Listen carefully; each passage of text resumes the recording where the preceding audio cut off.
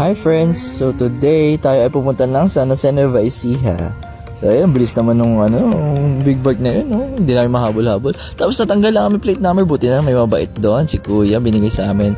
Nalaglag daw namin. Salamat po dyan sa may bandang Bulacan na yan.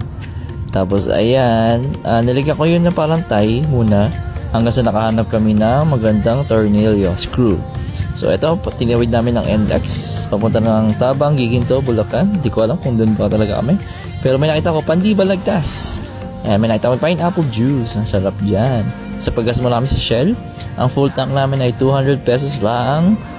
Noong una, nagpaggas na ako ng 100 pesos, nakaabot kami from Pasay to Bulacan. Sulit na sulit. Meron pang tira yun. So ayan, naghalo-halo muna kami. Kasi sobrang init. Hindi naman sobra. Sakto lang kasi mahangin. Kaya nakaabot kami ng Gapan City. Yan, nabaisiya na kami. Tapos ayun si ate girl. Ganun, no? Nag-video siya. Sa may Kabanatuan na kami. Sobrang hangin guys. Sobrang sarap. Sarap talaga yung mag-rides ng motor, no? Tapos ayan. Dito kami dumaan sa may Llanera. Pumasok kami ng Pinagpanaan. Tapos Llanera, para diretso kami ng San Jose. Ito nga pala yung intersection ng San Jose City. So nakarating na kami.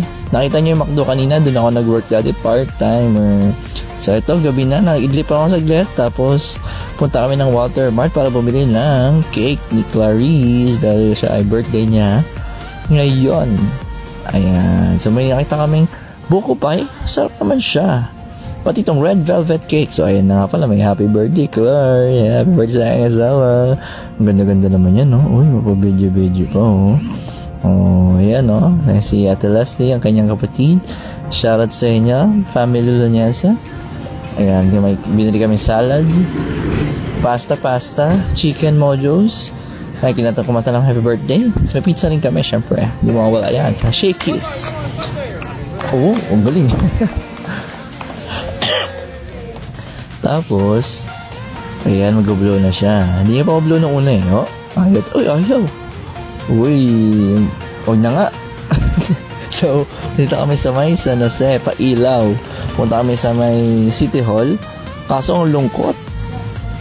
Hindi na siya pailaw eh. Pakain na kasi dami mga nagtitinda ng pagkain. Sa loob niyan. Anong tawag dyan? Basta nila yun. Ito yung intersection kanina. Siyempre, kami nabitin, pumunta kami ng Tulat. Barangay Tulat sa may San Jose rin. Dahil pailaw daw nung, ewan ko, mayor ba yan? Dating mayor? Congressman na pala siya ngayon. So, ayan, pailaw daw niya. Sobrang dami dyan, oh. Mas meron pa film showing ay Superman na may kasama si Superdog. Nanonood ako nun eh, kaso sabi na lakad-lakad daw kami. Malaki ang Christmas tree nila dyan, oh. Sobrang liwanag. Pang international na yung liwanag dyan, oh. Sobrang shining, shimmering, glittering. And lakad-lakad kami. Ang daming tao, sobra. Talagang blockbuster. Kasi, meron ding mga bilihan ng pagkain. So, picture kami. Ayan. Yan ang pictures namin, no? Masaya si Kuya kumakanta. Nakakainis dito kay Clar. Binigyan niya ng pera. Samantalang ako, pag kumakanta ako sa Facebook, din niya binibigyan ng pera. So, ayan. Barya. So, naghanap kami ng mga upuan at makakainan.